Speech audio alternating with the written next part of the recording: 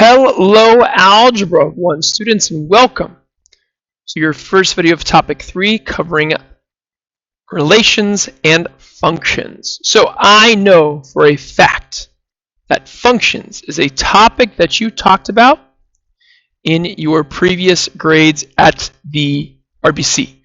So again, this function should not be totally brand new to you, so hopefully you can bring some prior knowledge to the game. But again, functions are a huge part of the state test, so we got to make sure we do a good job today in taking these notes. Okay? All right, so first of all, what are the domain and range of a function?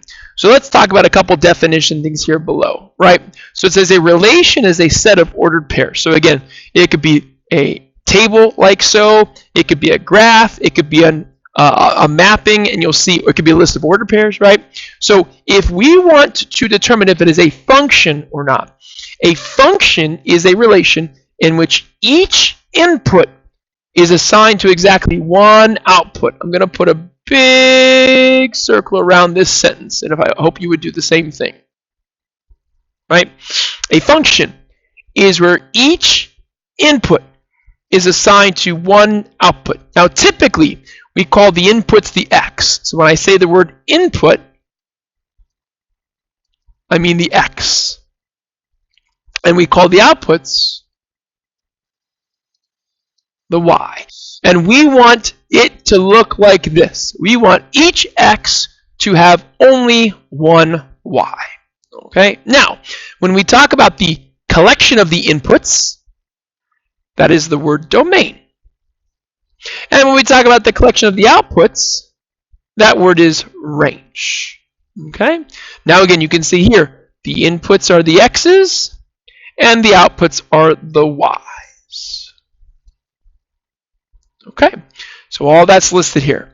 So if you take a look at this table, right? This table, xy table, our inputs are going to be our x's, and they are our domain. So if I want to list out the domain of this table right here, okay?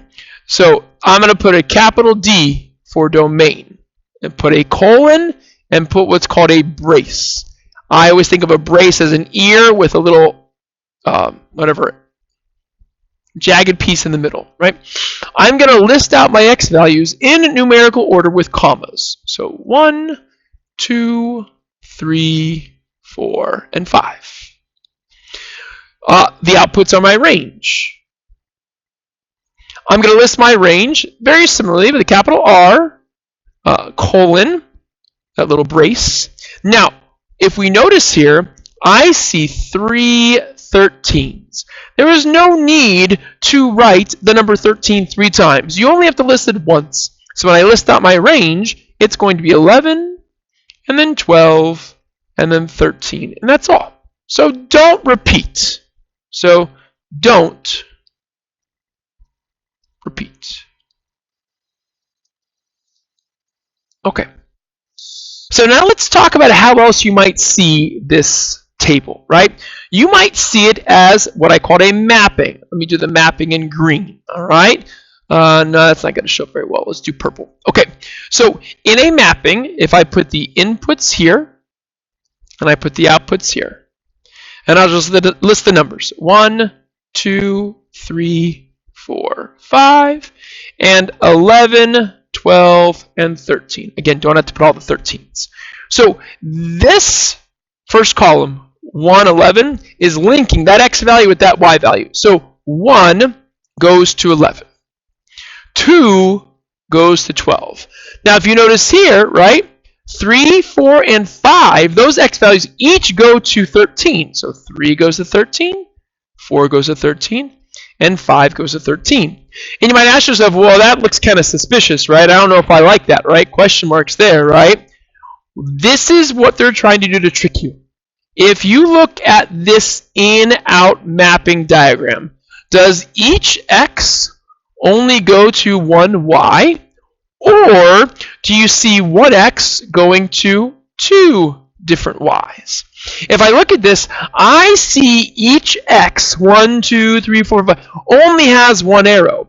Yes, It is true that 3, 4, and 5 all go to the same y, but there's still only one arrow leaving each of those numbers. This would be a function. This table would represent a function. So this is a function.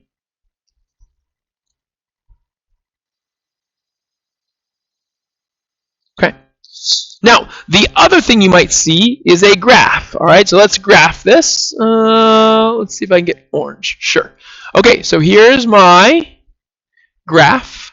And again, I'm not going to graph this like I'll put 1, 2, 3, 4, 5. But we're going to go 1, 11. So I'm going to say 11's up here. And then 2, 12, a little bit higher. And then 3, 13, 4, 13, 5, 13.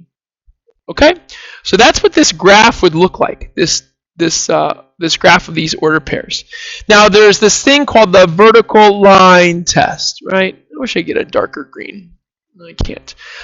So let's do it in. All right, let's just try green. So there's this thing called the vertical. There we go. Line test. The vertical line test says if I draw a vertical line through my graph and it does not touch the graph more than once, it is a function. So vertical line cannot touch the graph more than once. I'm going to write it right over here. Sorry for being a little messy. So any vertical line cannot touch, sorry.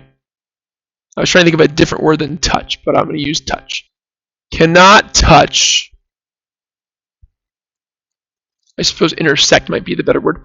Cannot touch graph more than once. More than once. So if you look here, if I draw any vertical line through my dots, only touches it once, and I could do it for all of them. This would pass the vertical line test, so it is a function. Now, suppose here in pink, I draw a second dot down here, and let's say that is the point, say 1, let's call it 1, 6. Well, now, this point up here, 1, 11, and this point down here, 1, 6, have the same x value. Notice if I were to draw a vertical line through those two dots, it touches it twice. That would then make this not a function. And again, it is because one x value of 1 would have two different y values of 6 and 11. And that would be a problem. Okay? So this is a symbol for y. Sorry, it's y. So I know that was a lot to handle on the first slide. Now actually, I'm going to stop the video, I think, because the rest of this is just going to be using this knowledge. Okay? So this was a heavy video. Again, this slide is chock full of stuff, but this is so important. So make sure you really did a good job of writing this stuff down.